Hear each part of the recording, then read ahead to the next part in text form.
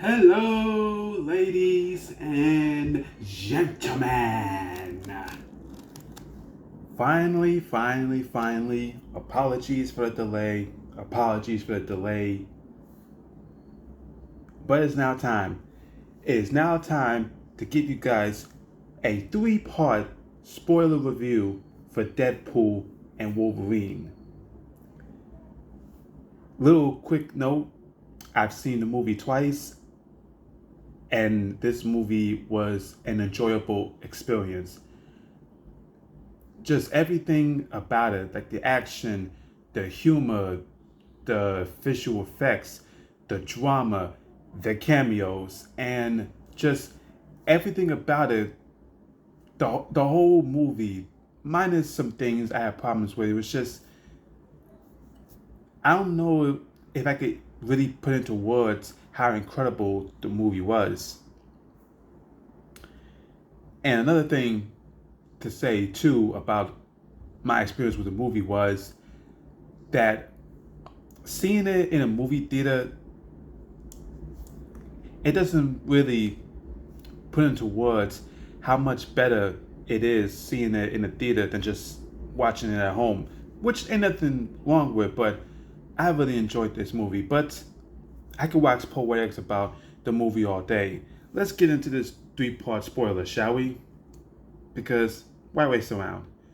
So, for this first part, I'm just gonna touch on the biggest point of the movie that has been talking about. So this first part will be the cameos. Let's talk about these cameos from Deadpool and Wolverine. So yes, part one is about the cameos. Where do I start? The multiverse saga of the MCU, a big criticism of it is all these cameos of like past characters um and past actors, and they're just there with really no significance. The only project of the multiverse saga that really made the great work of these cameos work. I don't know why I said work twice, but the best example of this was Spider-Man No Way Home. How we combined MCU Spider-Man with the past Spider-Man films, Tobey Maguire ever and Andrew Garfield ever. And I can honestly say Deadpool Wolverine is now the second best um, second project of the multiverse saga that utilized the characters greatly. Starting off with Jon Favreau as Happy Hogan, who appeared at the beginning of the movie when Deadpool is basically trying to sign up a resume to not only be in the MCU but join the Avengers, and he gets turned down because, as he's told, being an Avenger is not about you needing it. Being an Avenger is having the world need you, and the idea of what the Avengers are. And it was a funny exchange. So we, the people look up to us. We are great foundations. Like, whoa. You're an Avenger? Well, Avenger, Jason, I didn't really consider you to be an Avenger. I mean, really, you're an Avenger, huh? What's your superpower? Parallel parking, all that. So yeah, Happy Hogan just tells him, uh, thanks but no dice on him joining the Avengers. And then when Deadpool is in the TVA and is told about, oh, his universe is going to be destroyed, and whole idea of anchor beings, how they're important to a universe, and with that person gone, the universe will begin to fade. And for Deadpool, his universe's anchor being was Wolverine because of the movie Logan and the death in that movie. And when basically he's given an ultimatum, join the MCU but lose your world, or go back to your world and you can die along with it, Deadpool decides, I'm gonna go find a new Wolverine so that way it can work out well enough so my world don't have to be destroyed. And so he stole the temp pad from the TVA, the Time Various Authority, and we get a montage of a bunch of Wolverine variants that Deadpool goes to to ask for help but gets turned down. The first one we get is the comic book accurate height Wolverine, the short king. Yes, my comic accurate short king.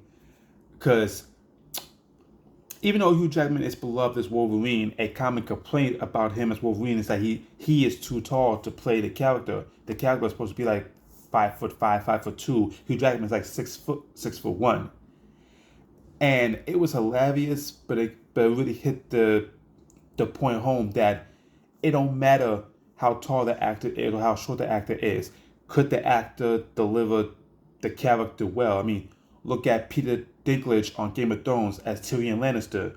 Peter Dinklage is a dwarf actor, but that don't matter because he played a great character. He won Emmys for playing a great character.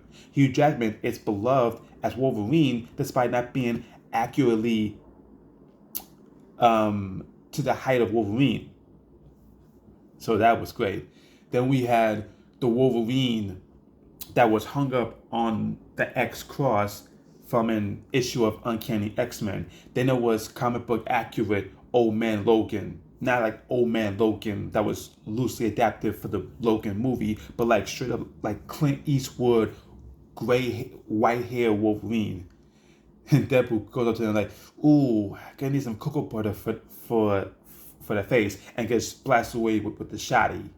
Then there's the Wolverine who wore the yellow and brown suit, and even did the whole, hey, didn't you fight the Hulk in this outfit? And then when Wolverine pops the claws, Hulk is in the reflection, and Hulk, presumably Avengers 1 Hulk, is right there. And we have the little bit of Deadpool trying to rapidly quote Loki. I marvel, Jesus, you dull creature, I will not... and gets smacked.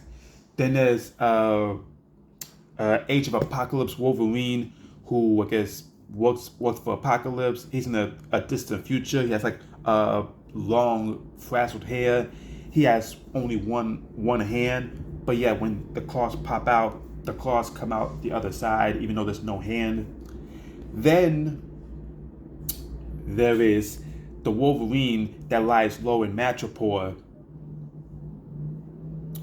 which was shown in Falcon and Winter Soldier, and he goes under the alias Patch with the eye patch. Look, Deadpool goes up to Patch. Hey Patch, I need your help. Patch hits claws him to the back of the head. Like nope. And then we get Henry Cavill, the former Superman, or as he's called, the Calverine, which was awesome, even doing a DC disc. But to me, like the best cameos in the movie was Wesley Snipes Blade, Jennifer Garner Elektra, Channing Tatum Gambit, and Daphne King X-23. Two out of those 4 cameos blew me away. Wesley Snipes, who I never thought I would ever see be Blade again, was just stellar. The whole, hey, I didn't expect to see you here. I thought you were retired. And the whole thing, I don't like you. You never did. Which was a reference to the beef on the set of Blade Trinity between Wesley and Ryan. Channing Tatum Gambit. You know how long I've been waiting for this? Woo, I'm about to make a name for myself here. Amazing. And just the way I saw him fight in the movie, it was like, I want to see more Gambit, man. I mean, I know we're going to get Gambit in the X-Men, not played by Channing Tatum, but can I see like at least one movie with this guy that Channing Tatum's been dying to do for like a decade? Can I at least see that movie one time? But anyways, Jennifer Garner Elektra, she did her thing. I even liked how people who went up against Cassandra Nova died. Punisher, Quicksilver, Daredevil. Oh, Daredevil died. I'm so sorry. It's okay. Which was a little savage reference to the divorce of Ben Affleck and Jennifer Garner. Daphne King, X-23, who came back, she was shown in the final trailer, which you could argue wasn't really needed. But it was great to see her again. Nice, really added like to that level of of heart that we had from Logan and the connection between Logan and Laura. And then even before them, when we went to Cassandra Nova's layer, there were cameos of the X-Men villains, but they weren't played by the people who played them before. I mean, we had Toad, not played by Ray Park. We had Juggernaut, not played by Vinnie Jones. We had Psylocke, not played by Olivia Munn. We had Sabretooth, played by Sabretooth from X-Men 1, who was decapitated by Wolverine. Then there was... Oh, and there's a joke of Juggernaut, like, I suppose you're the Juggernaut for this week, which was amazing. We had the Deadpool core, like a slew of Deadpools from different universes. There was Lady Deadpool, voiced by Blake Lively, Ryan's wife. Then there was Kid Pool. Hey, if I want your opinion, I'll take Wolverine's out of your mouth, played by Ryan's daughter. What's her name? Inez. Then there was Baby Pooh, played by Ryan's youngest child, who was like a newborn. Cowboy Deadpool, voiced by Matthew McConaughey. Like, as soon as he started talking, I was listening to him. It was like, I believe that's Matthew McConaughey, because his voice is distinguishable. Like, as soon as you hear him speak, it's like, that's Matthew McConaughey, man. And like, he had some funny stuff. Then it was Headpool, a flying head version of Deadpool, voiced by Nathan Fillion, who has been in James Gunn's projects, and it's going to be Guy Gardner, Green Lantern, in a Superman movie. But another cameo I wanted to highlight to wrap this up: Chris Evans, Johnny Storm, Human Torch. Just the way he was acting, it's like, oh, that's Cap. It's like, that's not Cap. And the way he was going on, and then once he's like, flame on, and it was Johnny Storm, it was like, oh, that's awesome. And then Deadpool was like, Johnny Storm told a lot about you, Cassandra. He said blah blah blah blah blah blah blah blah. It's like, no, I didn't. He's lying. I don't know any of that stuff. And Cassandra Nova de-skins him. Oh. But then he pops up in a post-credit scene, and it showed that he did say all those things. The people were like, Deadpool, you lying. It was like, no, he did say those things. And just to hear Chris Evans say some R-rated dialogue after seeing him be Cap for over a decade, and the good old boy, the good-hearted, the Boy Scout, seeing him talking about, oh, I would husk bang her charred remains. She's a dime store and nut milk. She can lick my cinnamon clean. While I gargle juggernauts. If anything happens in this godforsaken douchebag world, ain't nothing would make me happy. I don't care if she de-skins my tissue and my bones off clean. I don't care. Anything would be better than spending another forsaken eternity in this garbage dump with that maniac. Everything he said, it was like, oh my goodness. Even Deadpool was like, ooh, slay girl. But yeah, just those cameos alone, to me really made the movie a really fun experience, and the amount of time I was screaming and hooting and hollering about wherever cameo popped up in the movie. But yeah, those cameos, to me, they worked in the movie. If they didn't work for you, I apologize. But anyway, guys, that's my first part of Deadpool and Wolverine spoiler review, where I just talk about the cameos. Stay tuned for the next two parts. Until then, I've been Al Johnson. Let's effing go.